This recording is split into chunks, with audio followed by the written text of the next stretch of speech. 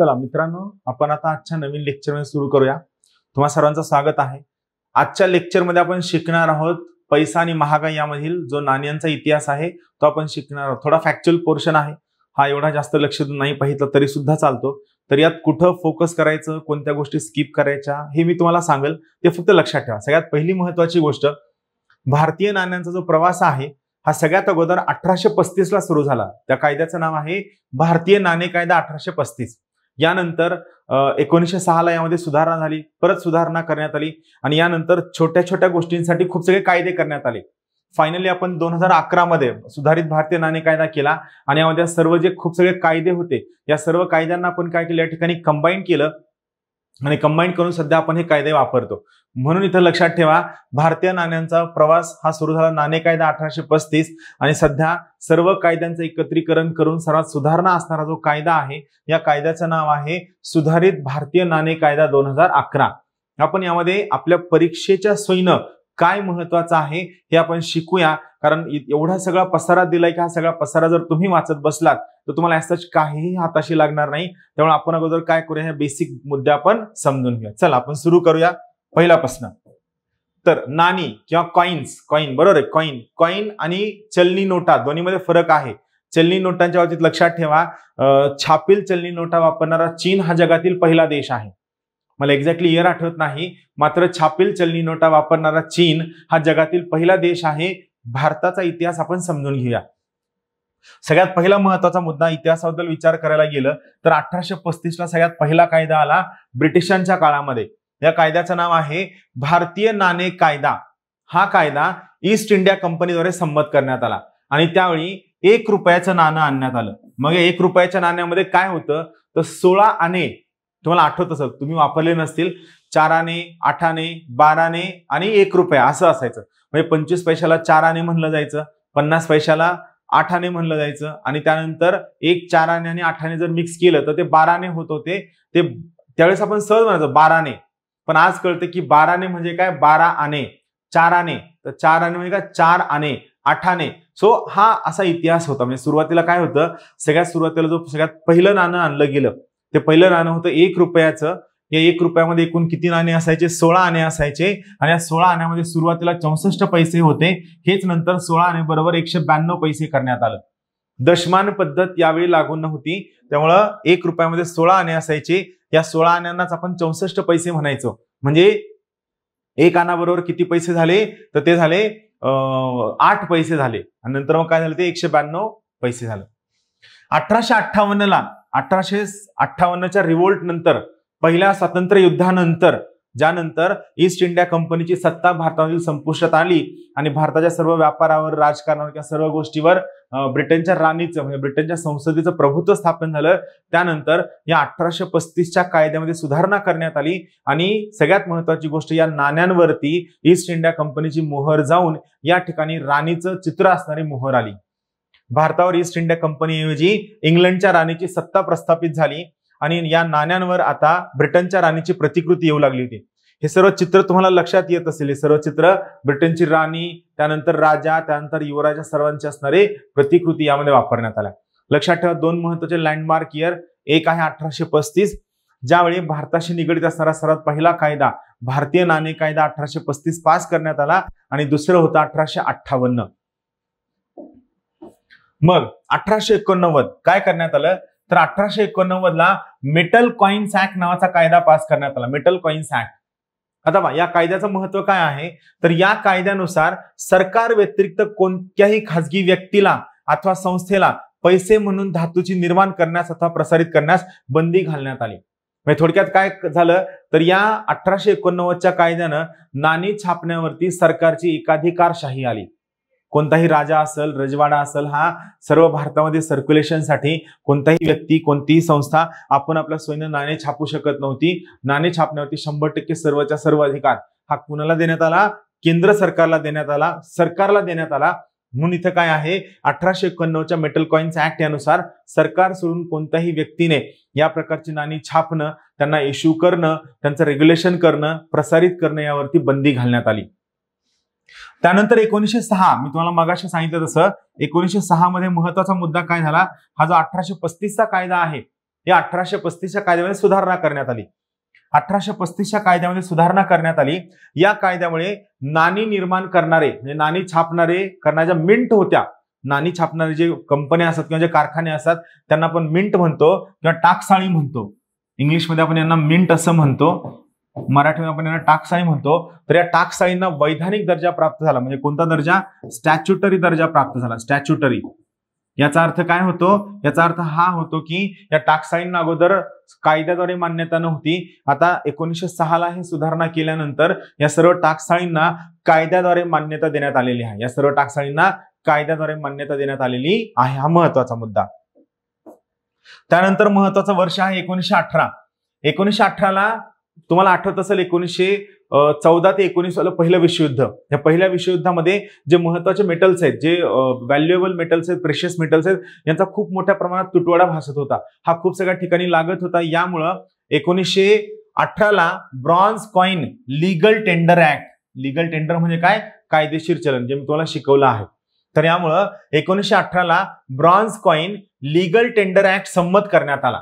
1918 ला bronze coin legal tender act संमत करण्यात आला. आणि पहिल्या महायुद्धाच्या काळात मौल्यवान धातूंचा तुटवडा जाणवू लागल्याने ब्रॉन्झ धातूपासून नाणे बनवण्यास सुरुवात झाली. ही वर्ष महत्वाचं आहे 1918.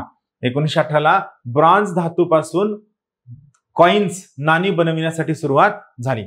त्यानंतर 1950 ला भारतीय प्रजासत्ताकाची स्थापना झाली. म्हणजे काय? रिपब्लिक ऑफ इंडियाची स्थापना झाली. आणि या रिपब्लिक ऑफ इंडियाची स्थापना झाल्यानंतर या नाणे ज्या आपल्या कॉइन्स होत्या, या कॉइन्सवर असणाऱ्या इंग्लंडच्या राजाची प्रतिमा कुणी घेतली? सारनाथ येथील अशोक स्तंभावरील चतुर्मुखी सिंहाच्या प्रतिकृतीने घेतली. केव्हा घेतली? 1950. म्हणून हे वर्ष महत्वाचं आहे. 1950 ला ही गोष्ट झाली. चालेल. मग त्यानंतर आला 1955चा कायदा. 50 नंतर 1955. 1955च्या कायद्यामध्ये जो भारतीय नाणे कायदा 1906 होता, यामध्ये सुधारणा करण्यात आली. 1906च्या कायद्यात सुधारणा झाली आणि या कायद्यानुसार दशमान पद्धती अस्तित्वात आली. म्हणजे काय? 1 रुपया बरोबर 100 पैसे. काय अस्तित्वात आलं? 1 रुपया बरोबर 100 पैसे. म्हणजे 16ने हा कन्सेप्ट गेला आणि 1 रुपया, त्यानंतर 25 पैसे, 50 पैसे आणि 1 रुपया असं या प्रकारचं सिस्टीम आली. लक्षात ठेवा, या प्रकारची सिस्टीम आली. म्हणजे 4 आणि 8 ने आपण ते वापर करत होतो, पण आपण 4 आणि 8 ही संकल्पना थांबवली आणि आपण काय केलं? 25 पैसे, 50 पैसे, 1 रुपया ही संकल्पना अस्तित्वामध्ये आणली. हे लक्षात ठेवा. भारतीय नाणे कायदा 1906 मध्ये सुधारणा करण्यात आली आणि दशमान पद्धती अस्तित्वात आली. इथं विचारलं जाऊ शकतं दशमान पद्धती केव्हा अस्तित्वात आली? तर दशमान पद्धती भारतामध्ये 1955 साली अस्तित्वात आली. 1 रुपया बरोबर 100 पैसे. त्यानंतर 2011 मधील सगळ्यात महत्वाची सुधारणा, 2011 मध्ये आतापर्यंत अस्तित्वात असणारे नाणेविषयक सगळे कायदे एकत्रित केले. सगळे जे काय मल्टिप्लिसिटी ऑफ कायदे होते, हे सर्व कायदे एकत्रित केले आणि भारतीय नाणी कायदा 2011 काय पास केलं? भारतीय नाणी कायदा 2011 पास केला. 2010 साली, हे महत्वाचं आहे, 2010 साली डी उदयकुमार यांनी सुचवलेलं रुपयाचं नवीन चिन्ह वापरायला सुरुवात झाली. डी उदयकुमार यांनी सुचवलेलं रुपयाचं नवीन चिन्ह जे आपण सध्या हे वापरतो. 2011 महत्वाचे कायदे आणि 2010 साल लक्षात ठेवा. यांचं नाव सुद्धा लक्षात ठेवा. डी उदयकुमार यांनी सुचवलेलं रुपयाचं चिन्ह आपण वापरण्यासाठी सुरुवात केली. क्लिअर?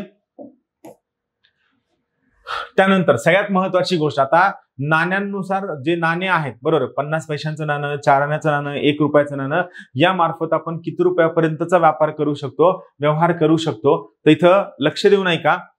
भारतीय नाणे कायदा 2011 म्हणजे जो सुधारित कायदा आहे, भारतीय नाणे कायदा 2011 यानुसार 50 पैशांचं नाणं वापरून आपण जास्तीत जास्त 10 रुपयांपर्यंतची देणी देऊ शकतो. मकरंद अनासपुरेच्या पिक्चर मध्ये तुम्ही बघितलं असेल, तो निवडणुकीचा फॉर्म भरायला जातो आणि रुपयाचे 4 आण्याचे 50 पैशांचं पिशवी भरून नाणे घेऊन जातो. तर आता ते अलाउड नाहीये. तुम्ही जर मनातल्या मनात विचार केला असेल एखाद्या दुकानदाराला त्रास द्यायचा आहे आणि 50 पैशांचे नाणे घेऊन जायचे, तर आता अलाउड नाही. आता काय आहे? 50 पैशांचे नाणे वापरून तुम्ही मॅक्सिमम फक्त किती रुपयांचा व्यवहार करू शकता? 10 रुपयांचा व्यवहार करू शकता, त्यापेक्षा नाही.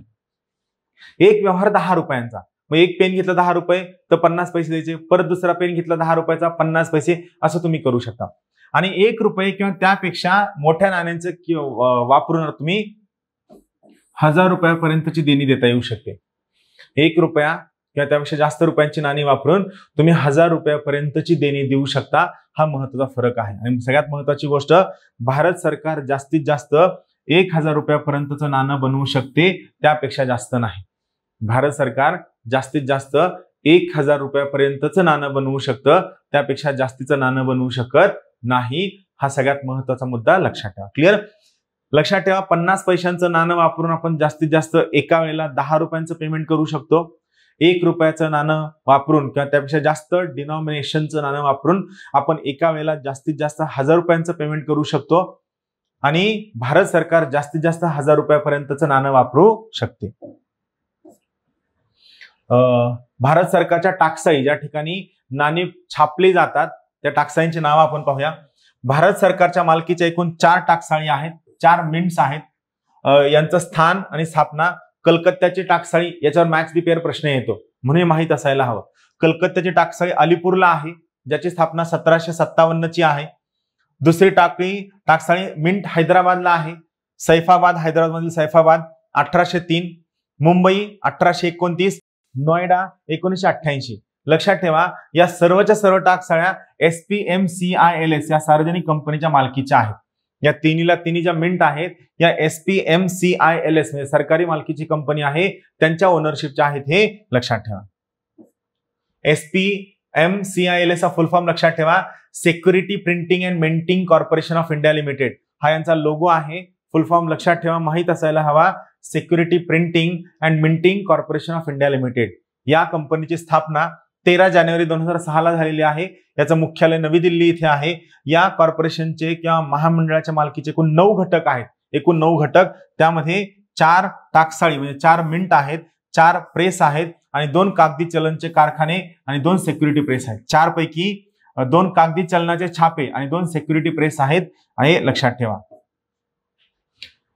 कागदी चलनाचे छापखाने कुठं कुठं आहेत ते लक्षात ठेवा सगळी नावं. Currency note press Nashik Maharashtra, bank note press Dewas Madhya Pradesh हे 2, security printing press India security press Nashik road, security printing press Hyderabad आणि जी 9व युनिट आहे ते आहे paper mill security paper mill Hoshangabad Madhya Pradesh. राहील लक्षात? हे थोडं इंटरेस्टिंग आहे. त्यानंतर आपण चलनी नोटांचा इतिहास पाहूया. पण माझं म्हणणं आहे की त्याच्या अगोदर आपण हे सगळं जे पाहिजे याचं एकदा रिव्हिजन करूया, कारण हे थोडंसं फॅक्च्युअल आहे, तुम्ही विसरू शकता. प्रत्येकाचा मी तुम्हाला एक महत्त्वाचा मुद्दा सांगतो. सगळ्यात पहिले लक्षात ठेवा, 1835 ला भारतीय नाणे कायदा आला. त्यावेळी 1 रुपया ठरविण्यात आला आणि 1 रुपयाबरोबर 16 आणे किंवा सुरुवातीला 64 पैसे किंवा नंतर 192 पैसे असं बनण्यात आलं. त्यानंतर 1858 ला या नाणे छापताना ईस्ट इंडिया कंपनीच्या ऐवजी कुणाचा अधिकार आला? ब्रिटिश सरकारचा अधिकार आला. 1889 मेटल कॉइन्स ऍक्ट कायदा पास झाला. या कायद्यानंतर नाणी छापण्याचा अधिकार फक्त सरकारला होता, इतर कोणत्याही खासगी व्यक्ती किंवा संस्थेला नव्हता. 1906 1835 च्या कायद्याला सुधारणा केली आणि ज्या सगळ्या मिंट्स आहेत यांना वैधानिक दर्जा किंवा स्टॅच्युटरी स्टेटस देण्यात आलं. 1918 पहिल्या विश्वयुद्धाच्या काळामध्ये bronze coin legal tender act pass करण्यात आला, ज्यानुसार ब्रॉन्झ धातूपासून बनवलेल्या सर्व चलनांना कायदेशीर मान्यता देण्यात आली. जे प्रेशियस मेटल्स आहेत, सोनं असेल चांदी असेल, यांचं शॉर्टेज होतं, तुटवडा भासू लागला, यामुळे ब्रॉन्झ पासून नाणी बनविण्यासाठी मान्यता देण्यात आली. 1950 ला प्रजासत्ताकाची स्थापना झाली आणि त्या कॉइन वरील इंग्लंडच्या राजाचं आणि राणीचं चित्र गेलं आणि त्या ठिकाणी सारनाथ येथील अशोक स्तंभावरील जे चतुर्मुखी सिंह आहेत यांचं चित्र आपल्या नाण्यावरती आलं.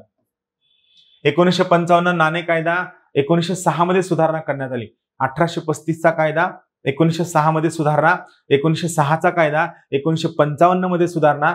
हे 1955 मध्ये सुधारणा करत असताना यामध्ये दशमान पद्धतीचा अवलंब सुरू झाला. दशमान पद्धती म्हणजे काय? 1 रुपयाबरोबर 100 पैसे.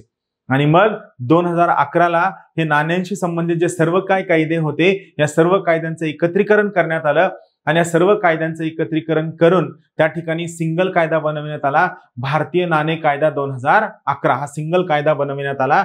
आणि याच वेळी 2010 साली डी उदय कुमार यांनी सुचवलेलं जे चिन्ह होतं रुपया नावाचं, हे रुपया नावाचं चिन्ह वापरण्यासाठी सुरुवात झाली डी उदय कुमार यांनी. क्लिअर हा मुद्दा? हा. त्यानंतर आपण हे कायद्यानं पाहिलेलं आहे. 50 पैशांचं नाणं वापरून तुम्ही मॅक्सिमम 10 रुपयापर्यंतचं पेमेंट करू शकता. 1 रुपये किंवा त्यापेक्षा जास्त डिनॉमिनेशनचं नाणं वापरून तुम्ही जास्तीत जास्त 1000 रुपयांचं पेमेंट करू शकता आणि भारत सरकार जास्तीत जास्त 1000 रुपयापर्यंतचं नाणं बनवू शकते.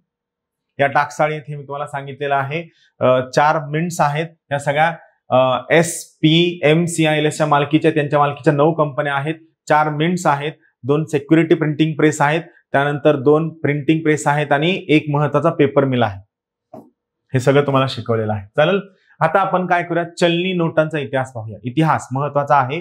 आता आपण दुसरा महत्वाचा मुद्दा आहे तो म्हणजे चलनी नोटांचा इतिहास आपण समजून घ्या नेमका हा काय म्हणतो. चला, तर सगळ्यात पहिला महत्वाचा मुद्दा आहे 1806चा.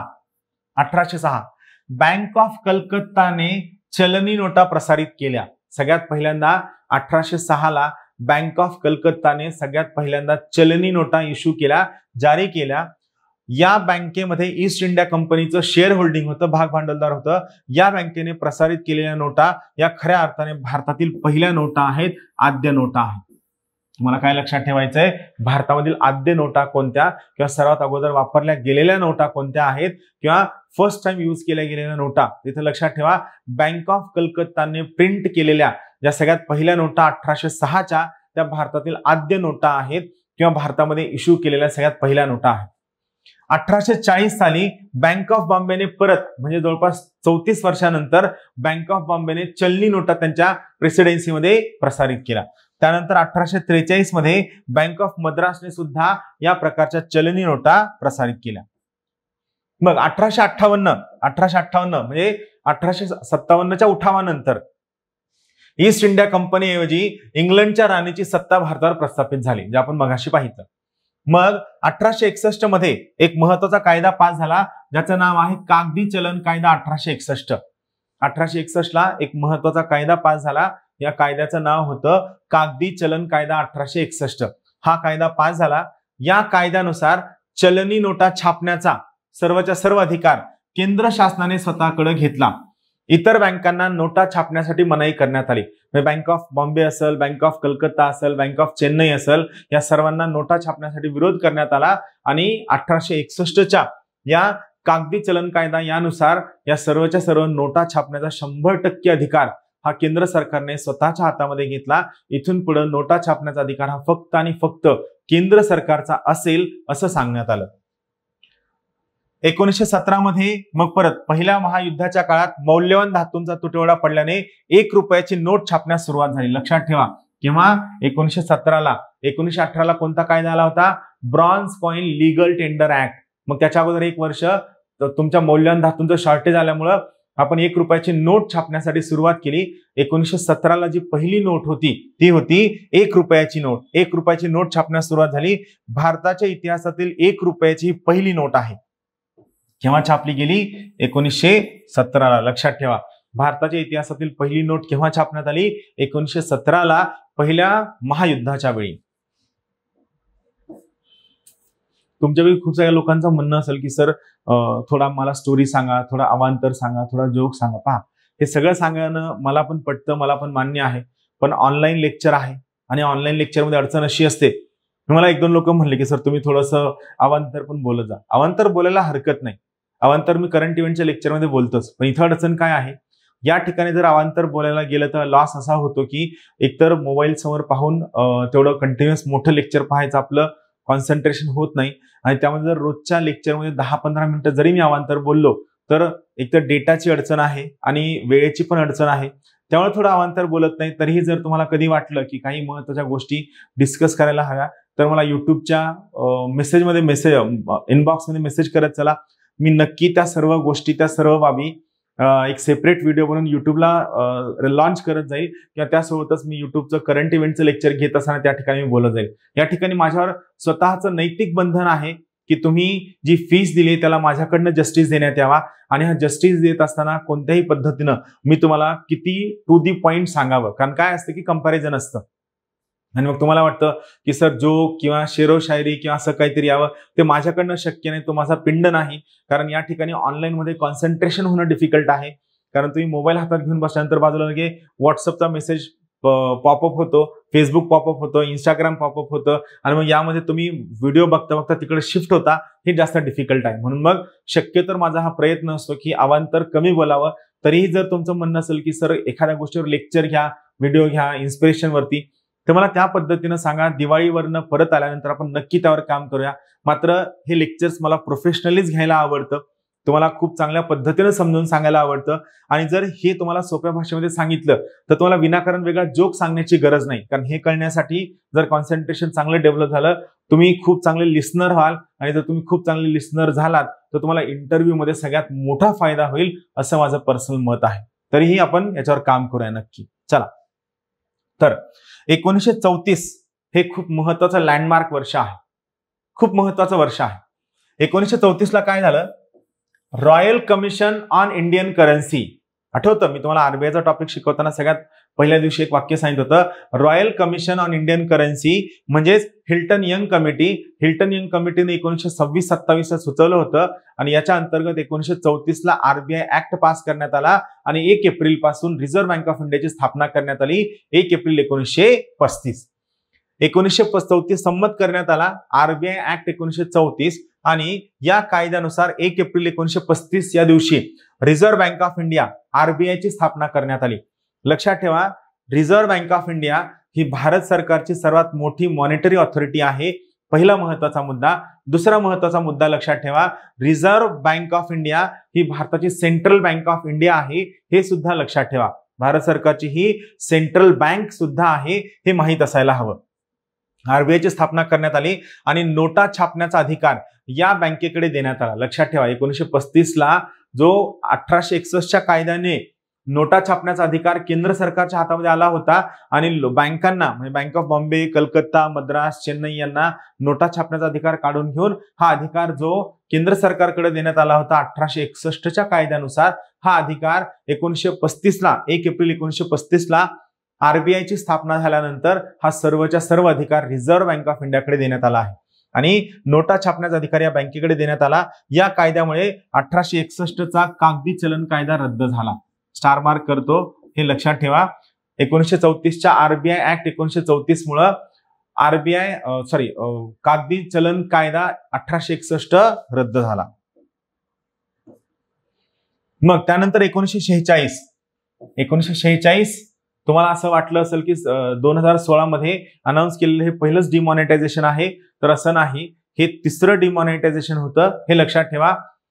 1946 मध्ये पहिलं विमुद्रीकरण, पहिलं डिमॉनिटायझेशन करण्यात आलं. डिमॉनिटायझेशन म्हणजे काय, सध्या अस्तित्वात असणाऱ्या नोटांना इनव्हॅलिड डिक्लेअर करणं आणि या ठिकाणी नवीन नोटा इश्यू करणं. तर याचं मी कारण सुद्धा सांगतो. पहिलं डिमॉनिटायझेशन करण्यात आलं 1946 ला, हे महत्वाचा मुद्दा आहे, लक्षात ठेवा.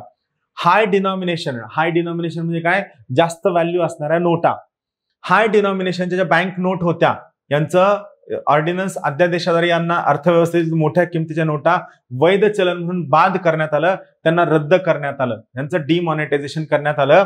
याचं कारण होतं, दुसऱ्या महायुद्धाच्या काळात व्यापाऱ्यांनी सरकारला रसद पुरवठा करून प्रचंड प्रमाणात नफा कमविला होता. हा नफा काळ्या पैशाच्या स्वरूपात मोठ्या किमतीच्या नोटा त्यांनी लपवला होता. हा पैसा बाहेर काढून शासनाचा कर महसूल वाढविणे हा या डिमॉनिटायझेशनचा मुख्य उद्देश होता. तुम्हाला प्रश्न काय काय विचारला जाऊ शकतो, डिमॉनिटायझेशन म्हणजे काय आणि ते का केलं जातं असं विचारलं जाणार नाही, तुम्हाला वर्ष विचारलं जाऊ शकतं. आणि हे डिमॉनिटायझेशन करताना त्यावेळेस आरबीआयचे गव्हर्नर किंवा व्हाईसरॉय कोण होते या पद्धतीचा प्रश्न विचारला जाऊ शकतो. म्हणून इथे लक्षात ठेवा, 1946 ला भारतामधलं पहिलं डिमॉनिटायझेशन झालं. लक्षात ठेवा, 1946 ला भारतामधील पहिलं डिमॉनिटायझेशन झालं. त्यावेळी आरबीआयचे गव्हर्नर होते सी.डी. देशमुख आणि भारताचे आरबीआयचे व्हाईसरॉय होते लॉर्ड वेव्हेल. दोन्ही नावं लक्षात ठेवा, सी.डी. देशमुख आणि लॉर्ड वेव्हेल. 1950 ला भारतीय प्रजासत्ताकाची स्थापना झाली, इंडियन रिपब्लिकची स्थापना झाली आणि नाण्यांप्रमाणेच नोटांवरील देखील चतुर्मुख सिंहाची प्रतिकृती वापरण्यासाठी सुरुवात झाली. 1978 ला इंदिरा गांधींच्या काळात परत दुसरं डिमॉनिटायझेशन करण्यात आलं, सेकंड विमुद्रीकरण करण्यात आलं. परत उद्देश काय होता, अर्थव्यवस्थेतील काळा पैसा बाहेर काढणे, जास्त डिनॉमिनेशनच्या ज्या बँक नोट्स आहेत यांना अध्यादेशाद्वारे यांना इनव्हॅलिड ठरविण्यात आलं. 1000, 5,000 आणि 10,000 रुपयांच्या त्या नोटा होत्या. म्हणजे तुम्हाला आज हे नवीन कळत असेल माहिती खूप लोकांना की आपण सध्या फक्त 2,000ची नोट पाहतो, पण अगोदरच्या काळी सुद्धा 1,000, 5,000 आणि 10,000 रुपयांच्या नोटा सुद्धा होत्या. 1,000, 5,000 आणि 10,000 रुपयांच्या नोटा सुद्धा होत्या, ज्या 1978च्या डिमॉनिटायझेशन मध्ये रद्द करण्यात आल्या. त्यावेळी तत्कालीन आरबीआय गव्हर्नर होते आय.जी. पटेल, तत्कालीन वित्त मंत्री होते हिरूभाई पटेल आणि तत्कालीन पंतप्रधान होते मोरारजी देसाई. सगळे गुजराती होते.